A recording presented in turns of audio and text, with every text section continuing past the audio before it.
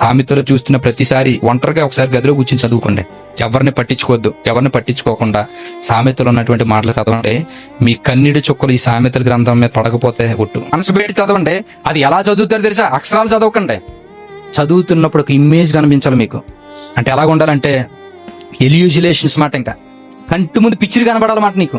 ఆ ఊహాజనకమైనటువంటి తత్వంతో ఒకవేళ మీరు చదవగలిగితే మీ కంట్లోంచి నీళ్ళు అలాగే పడుతుంటాయి పేపర్ల మీద.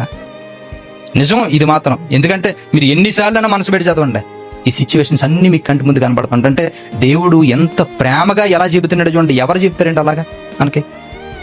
ప్రతి పదం గురించి నానున్నాడు అనుకోండి, ఒక 2-3 కోణాల్లో మాత్రమే చెప్తాడు.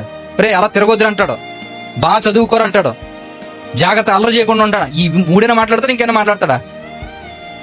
ఈ నాన్న ఎలా మాట్లాడతాడు తెలుసా? అన్ని కోణాల్లో కూడా నీతో పరిచయం చేస్తాడు.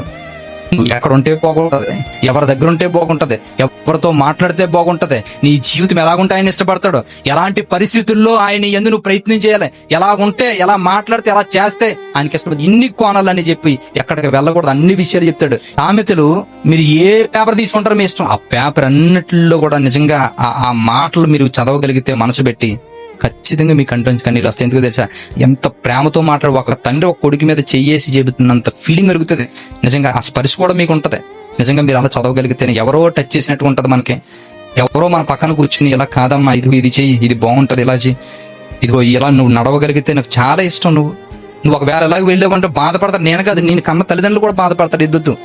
లేదంటే ఇదిగో నీ స్నేహితుల విషయంలో ఎలాగుండు, నీ బంధువుల విషయంలో ఎలాగుండు, నీ చుట్టాల విషయంలో ఎలాగుండు, లేదంటే నా విషయంలో నువ్వు ఎలాగుండు, లోకం విషయంలో ఎలాగుండు, భక్తి జీవితంలో ఎలాగుండు. ఎన్ని మాటలు ఉంటాయండి నిజంగా, చాలా మాటలు. అవన్నీ చాలా ఆరోగ్యకరమైనటువంటి మాటలు అవి. అందుకనే ఎంత ఎలాగ ఉంటాయంటే తెలిసి ఈ మాటలన్నింటినీ కూడాను. ఈ మాటలు అర్థం చేసుకున్న వాడికి అమోఘం. వాక్యాన్ని చదువుతున్నప్పుడు నిజంగా అలాగే చదువుతున్నారు అనుకోండి, వెళ్ళిపోతారు. మన రీసెంట్ గా కరెక్ట్ గా 10:30 ఎంత అవుతుంది, 10:30, 11 ఎంత అవుతుంది. సామెతల్లోనే కొన్ని అధ్యాయాలు మళ్ళీ రిపీట్ చేసి చదువుకున్నాను. కొత్త కోణాలు కనిపించినాయి. సర్లే ఇంకా అయిపోయింది కదా అనుకుని లేచాను. 3:30 అవుతుంది టైం. ఎప్పుడు 10:30 తీసుకున్న వాడిని 3:30 అవుతుంది. ఈ 3:30లో మొత్తం స్టోరీ అంతా కనబడుతుంది, టైమే తెలియదు. చాలా హ్యాపీ అనిపించింది. ఎంత సంతోషం అనిపించింది అంటే, ఎందుకు ఈ మాటలు చెప్తుంది సార్, వాక్యంలోనికి డెత్కి వెళ్ళిపోయారు అనుకోండి, ఈ ఫీలింగ్ కలిగితే అన్నీ మర్చిపోతాం, ఇంకేది గుర్తుండదు.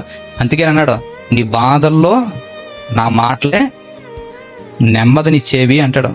తెలుసా? బాధలు నెమ్మది అనుకున్నారు, దీన్ని చదివితే అన్నీ మర్చిపోతారు. నెమ్మది వస్తుంది.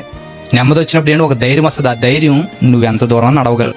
కాబట్టి మన పరిస్థితులు మారాలన్నా, మన జీవితాలు బాగోవాలనుకున్నా తెలుసుకోవాల్సింది ఒకటే, వాక్యాన్ని నిర్లక్ష్య పెట్టొద్దు, వాక్యాన్ని శ్రద్ధగా వినండి, వాక్యాన్ని అనువదించుకోండి. ఈ 3 ఎవరి జీవితాల్లో ఉంటాయో వాళ్ళ జీవితాలు చక్కబెట్టబడతాయి.